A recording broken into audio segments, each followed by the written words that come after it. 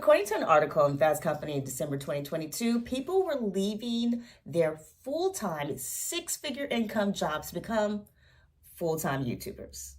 And with that being said, there are over 400,000 YouTubers worldwide. Now, we also look at an article posted by CBS News. And according to CBS News, in March 2023, people were leaving YouTube.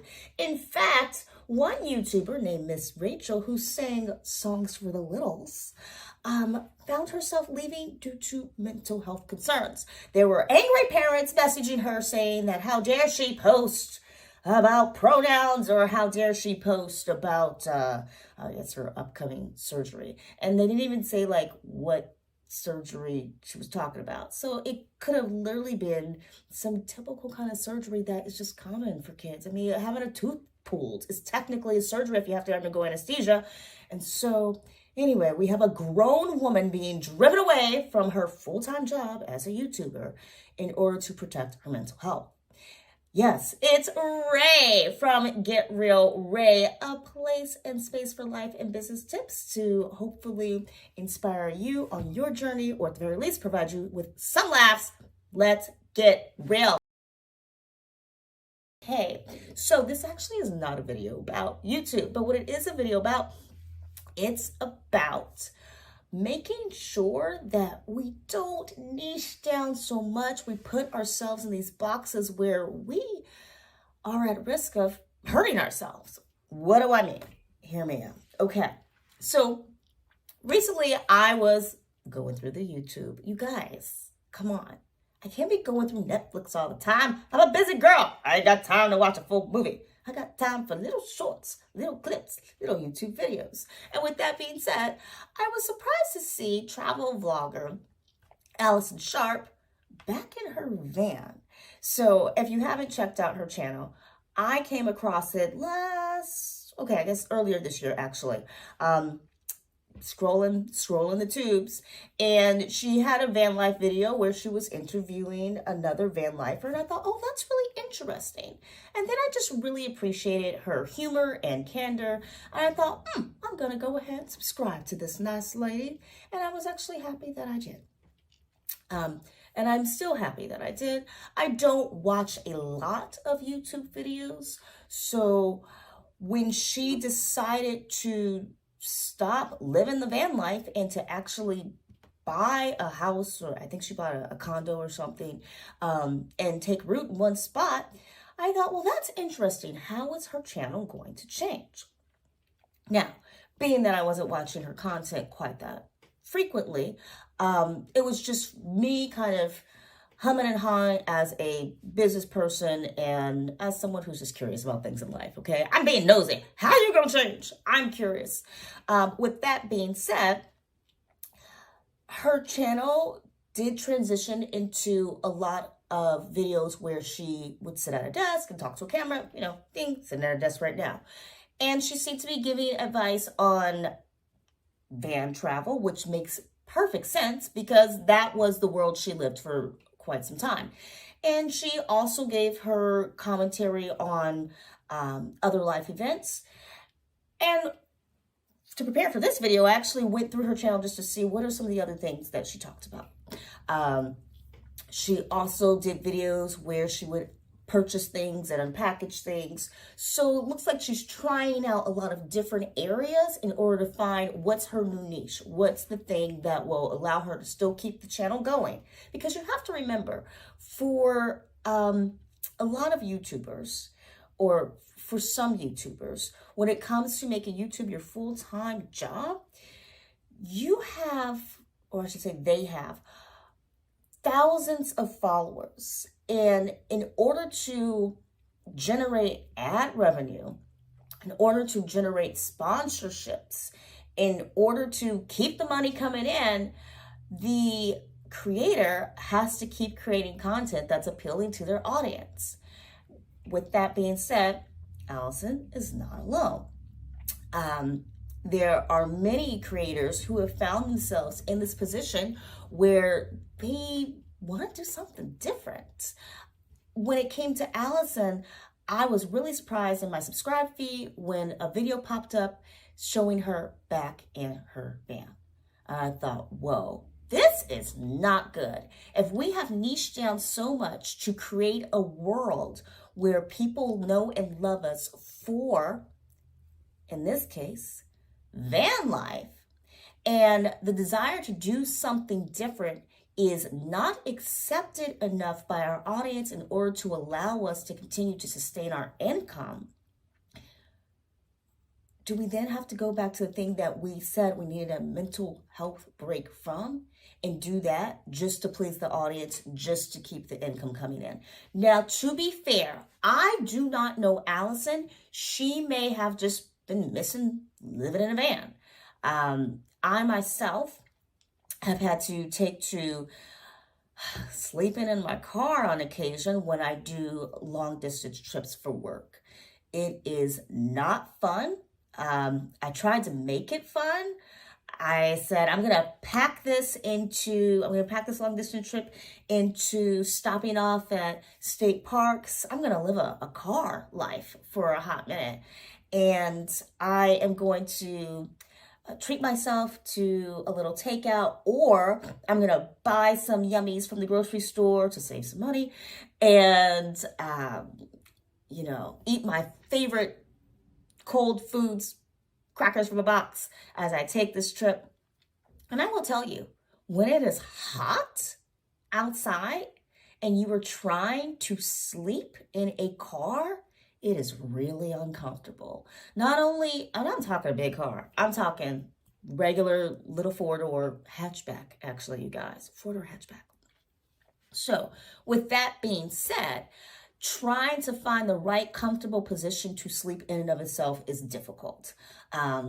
Purchase this inflatable mattress for the rear seat, which is generally supposed to be like to make your dog comfortable. So yes, I'm sleeping like a dog. And while that was great to help keep my legs from kind of having to be tucked behind the driver's seat, I'm still like crouched up. And I'm 5'5", almost 5'6". So I'm still curled up in the back seat laying across. And when it's hot, you have to try to figure out, can I crack the window enough to keep air circulating so that I'm not in here sweating? Because if it's too hot, you can't sleep well. And how do I crack the window so that people don't know that there's someone in this car? Because I don't want anyone coming to tap on my window.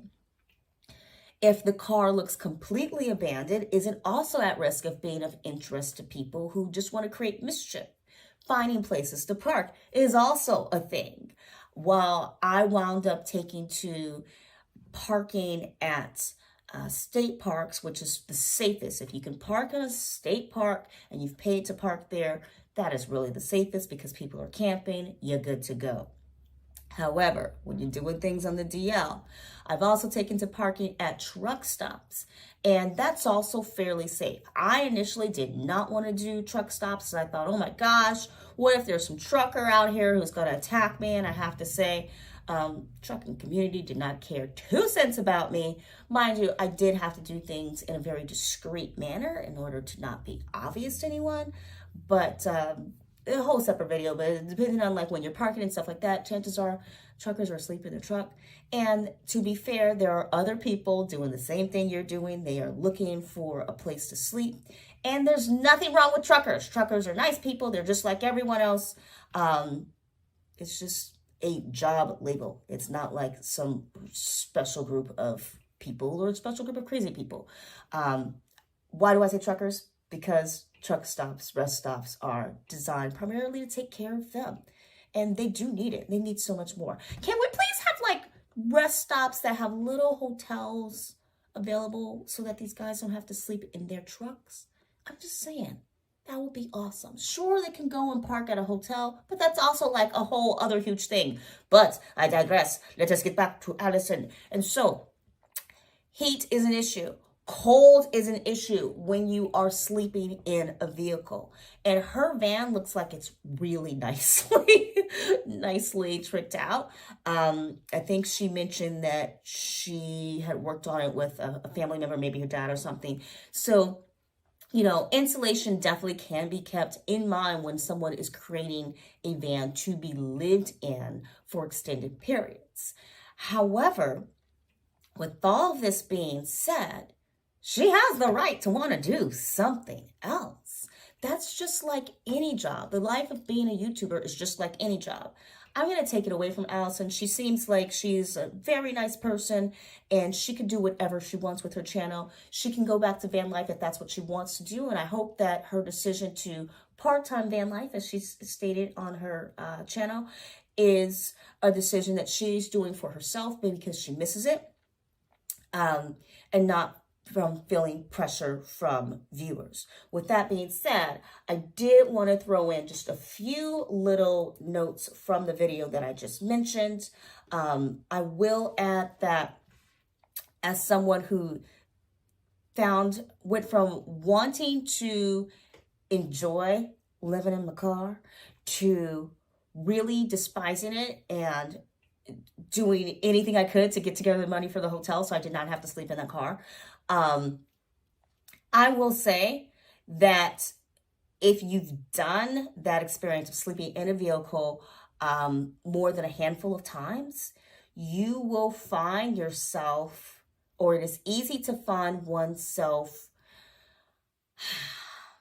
conflicted and drawn to doing really strange things, right? So knowing that you don't really want to eat in your vehicle by yourself, facing your steering wheel, but then finding yourself looking for an excuse to go eat in your vehicle by yourself in front of the steering wheel, I would eat like boxes of crackers or peanuts as I'm driving because I can't stop because it'll take me longer to get to wherever I'm going. And so finding myself in my home just shoving crackers in my mouth like I'm in a hurry, like I have to go somewhere and I can't stop, which is not really the type of behavior that I want to maintain. Not feeling like my bed is too big and feeling like maybe it would be more comfortable to sleep on the floor or in my closet so that I feel like I'm in a confined space. This doesn't happen often, and I admit that is weird. But weird things happen when you've adjusted yourself to being very small in order to live life. So another YouTuber that I'm going to mention while I find this video, because I lost the video, you guys. I'm sorry. I was prepared and then I wasn't prepared. Another YouTuber I just want to mention real quick is Comedy Mustafa. This guy, he has these YouTube shorts about the Det Heard case that I find hilarious. I know that case was what feels like ages ago. It's really like only a year ago, guys. But he is a comedian and he was on YouTube before that case, but he decided to take footage from the case and make little reaction shorts. And he did a very nice job of it. I found myself binge watching several of these shorts and I was really happy. I was like, oh my gosh, I gotta follow this comedian. He's funny. And I found it interesting when he actually made a post stating, he also does this daily vlog. And he stated in a video that he did not, or he would not succumb to pressure from people commenting on his channel saying that he should go back to just making Det Heard shorts. And why doesn't he make more of those? And he needs to make more of those. The man has the right to run a vlog if he wants to run a daily vlog, and he has the right to show all of his other comedy because he's a comedian, right? So he hasn't built his life around making Det Heard shorts. He built his life around the art form of comedy, and he's created a space where those who have subscribed to his channel understand this is a comedy channel. This comedian does have a life and he will share real life stuff. And so he is balancing, mixing both of those things. But for someone to have to say, oh, this is really frustrating for me that people are pressuring me to do the specific kind of content they want, that's that's a big deal. I'm going to share with you some of these sharp comments. I'm going to also not play, oh dear, learning how to use a computer is super fun. So we have already 95 comments. This video has only been up for a day. Let's see what the views are on this. Nope, can't figure that out because it's stuck on a commercial. So I will just not worry about the views. But I will say we have posted one day ago, yay, I've been waiting patiently for you to find another van adventure in your heart. Another commenter, I'm excited for you. Glad you're back in the van, even part-time. It's nice to see you in this video. So good to see you back in the van. Yes, best wishes to the part-time van life. Oh gosh, living vicariously through your van life. I'm so glad you're getting back into your van. If she don't want to be in the van, she ain't gonna be in the van.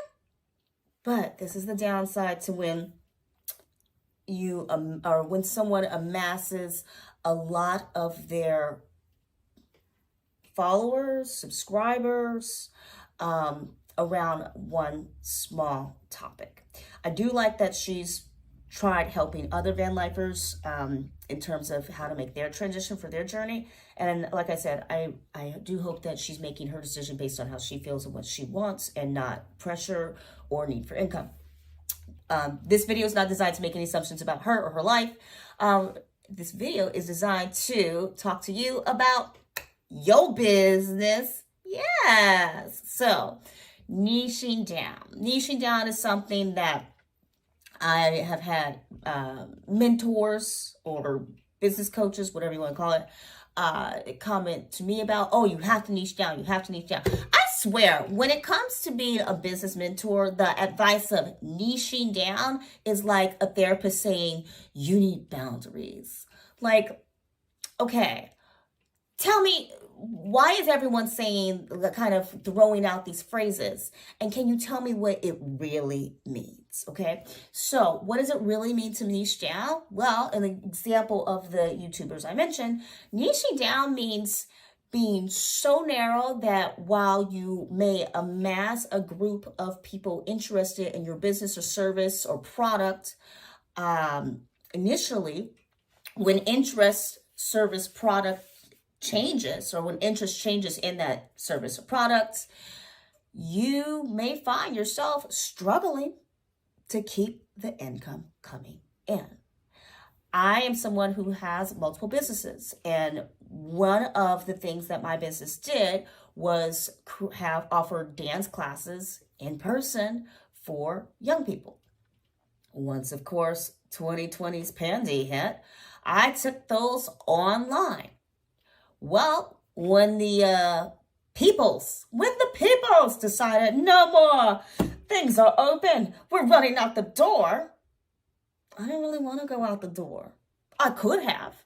And there were a lot of people who did. They were like, yep, we're back in the studio. And I'm sure their classes were full and, you know, more power to them. But I really liked delivering services online. And I hung in there as long as I could to maintain full-time income delivering that service online. With that being said, full-time income doing that just for myself would have been difficult. But in order to also keep our other contractors earning money, it wasn't viable, it wasn't sustainable. And so I had to modify my business. And I am so grateful that I wasn't so niche down that I couldn't immediately say, oh, we offer these other things, or my other business offers this other thing, and really be able to keep income being generated and sustain a lifestyle without having to resort to going to do things that I really did not want to do anymore.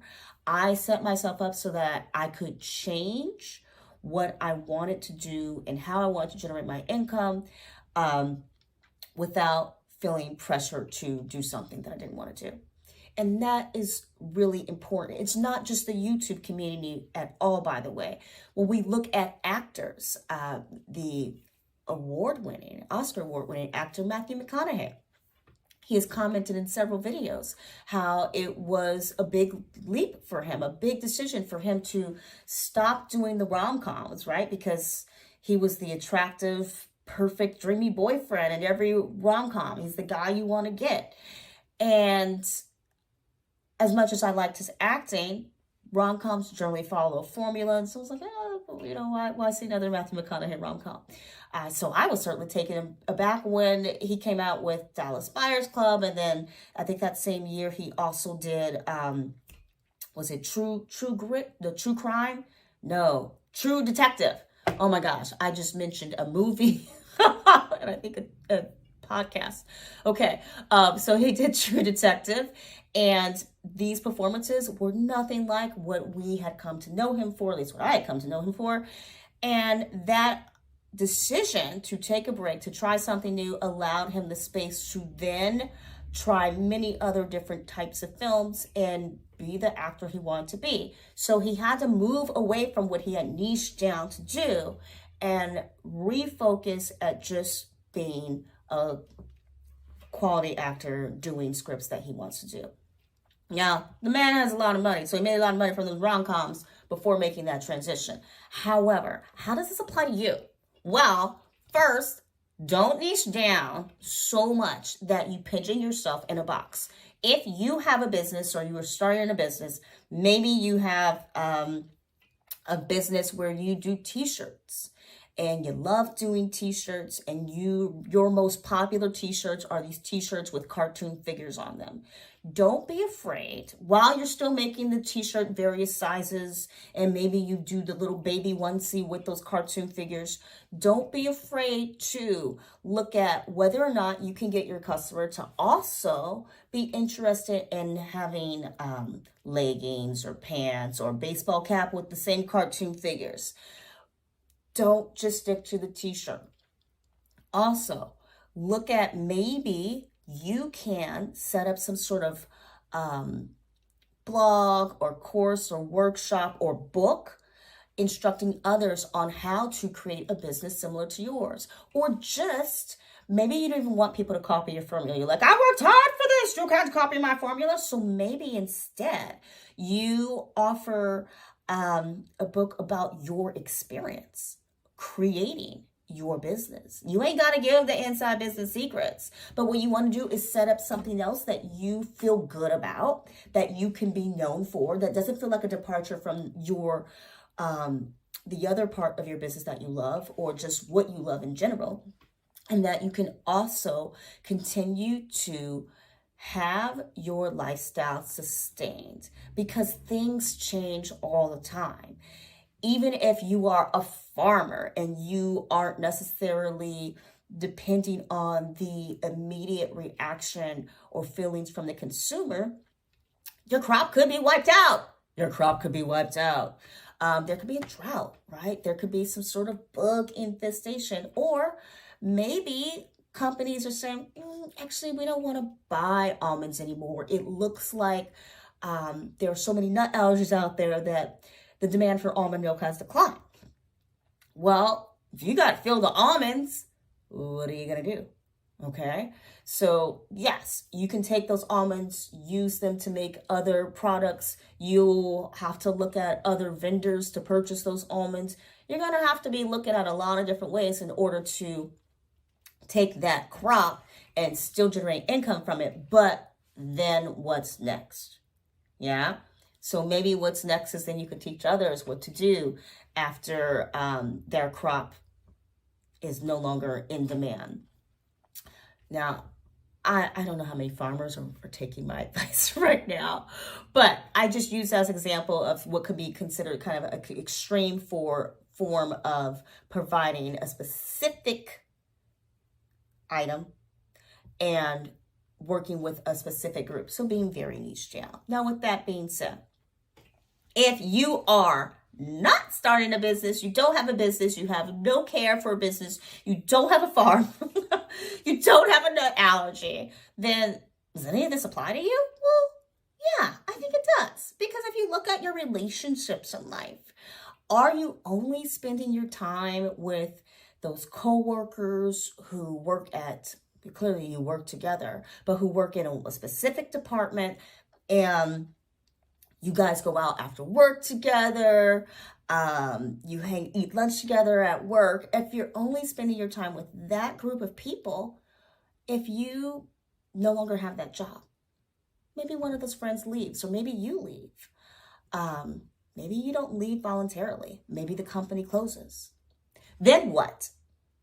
Do you feel that you'll still spend as much time with those people? Well, clearly, if you're not having lunch together all the time, then maybe not. But how many of those people do you feel that you can truly call on after the work relationship has ended and have something in common with? Do you guys also have kids? Do you guys also do a lot of the same hobbies? I mean, if you were on the company sports team on the weekend, then you no longer got the company sports team to talk about or do together. So make sure that you have relationships in your life, or even relationships with those coworkers, structuring those relationships so that way it's not just about the company. It's not so niche down that if anything changed, you would be struggling to find yourself, your identity. And in this case of the friendships, we're not talking about money coming in. We're talking about our value in ourselves and being comfortable with being able to express ourselves in ways that we choose without feeling forced to stay with a company that maybe we no longer want to be at, or we're ready to grow away from because we have other skills, or just have an interest in doing different type of work, or in the case of you being removed from the company per se. You want to be able to feel like you have friends that will support you emotionally upon that departure. I know that I was heartbroken when I left a job that I enjoyed, and I felt that I was forced to leave, and the people that I thought were my friends from that job stopped talking to me. One friend in particular, we held, I think, one or two conversations post my departure from the company, and I explained to her my side of things. I'm pretty sure management told her other things, and that is understood and expected. They're not going to tell the employees the private conversations that I had with them, and it was agreed upon. I said, you don't have to tell them all the details. Tell them what you want, right? So maybe the company told her something post my departure that made her think, oh my gosh, I can't believe that Ray would do that, or is that kind of person. But given that we had a friendship and I had private conversations with her, I thought our friendship would extend beyond my time with the company. Also, we did have interactions and things in common outside that company. But when she no longer responded to messages, and when I saw her again, she acted like she didn't know me. When I called the company again, it was very, very official and professional.